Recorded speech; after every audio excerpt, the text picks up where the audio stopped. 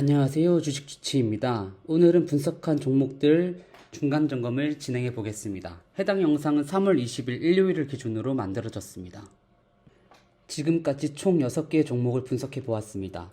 각 종목의 분석 날짜, 분석시 가격, 최고 가격, 최저 가격, 현재 가격을 조사해 보았고 각 종목에 적힌 가격들은 분석을 한 시점 이후의 가격들입니다.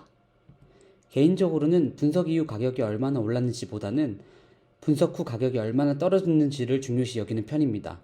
하이트 진로 홀딩스가 분석 후 마이너스 10% 정도로 가장 큰 가격 하락을 보였고 나머지는 5% 이내 가격 하락을 보였습니다.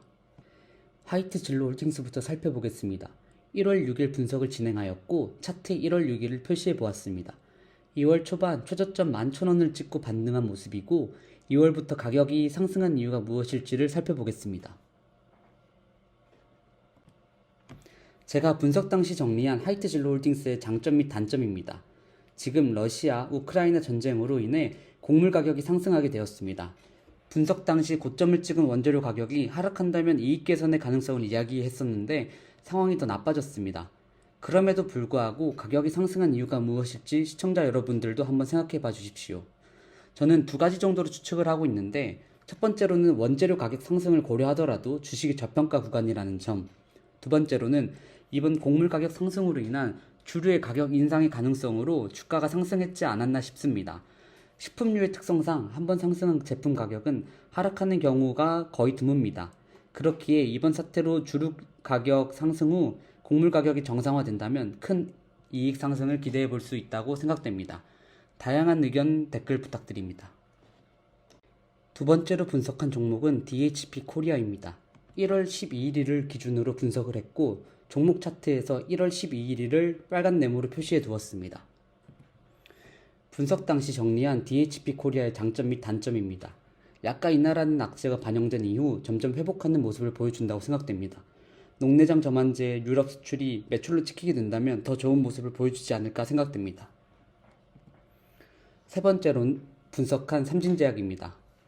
1월 18일 기준으로 분석을 진행했고 해당 종목의 주식 차트입니다. 분석 이후 24,200원까지 주가가 하락하였지만 다시 회복을 한 모습입니다. 종목 분석 당시 정리한 삼진제약의 장점 및 단점입니다. 제약회사지만 3%가 넘는 배당을 주는 점, 하나제약과의 경영권 지분 경쟁에 의한 주가 상승이 가능하지 않을까라고 분석을 했습니다. 그 이후 하나제약에서 삼진제약 주식을 매집하는 모습은 아직 보이지 않고 있습니다. 삼진제약의 화장품, 의료기기, 건강기능식품 등의 신사업들의 성장도 지켜보아야 할 것 같습니다.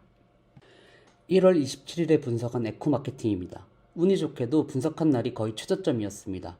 지난해 4분기에 실적이 좋게 나온 덕분에 2월 16일부터 주가 상승을 보였습니다. 에코마케팅 분석 당시 제가 정리한 장점 및 단점입니다. 안다르의 흑자 전환과 동시에 4분기 실적 개선을 확인할 수 있었고 특히 베니티 테이블 플랫폼으로 인한 매출 상승이 돋보였습니다. 그 이외에도 주주 친화적인 회사라는 점을 장점으로 꼽았습니다. 2월 3일에 분석한 한국콜마입니다. 분석한 이후 주가가 많이 상승한 모습입니다. LG생활건강, 아모레퍼시픽 등의 화장품 주식들이 하락을 보이는 와중에 좋은 모습을 보여주어 인상적입니다. HK이노엔 인수로 인한 사업의 다각화로 인한 주가 움직임으로 예상됩니다. 정리한 한국콜마의 장점과 단점입니다. HK이노엔 인수로 인한 사업의 다각화, 코로나 해소 시 수혜를 기대할 수 있는 점, 중국 리스크로 인해 다른 화장품 주식들이 하락할 때 리스크 감소를 위한 북미로의 사업 확장이 도움이 된 것으로 파악됩니다. 2월 11일에 분석한 식품 주식 대상입니다. 해당 분석 시기를 차트에 나타내었고 현재 분석 시기보다 가격이 하락한 상태입니다.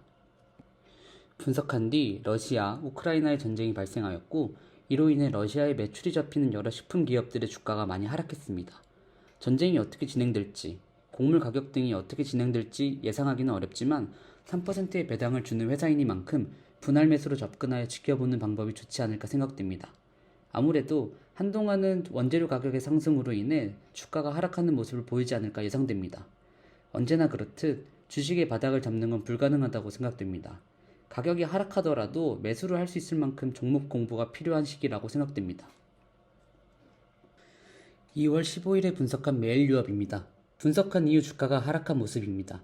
경쟁기업 남양유업의 몰락으로 인해 상대적으로 투자 메리트가 있다고 판단이 되었습니다.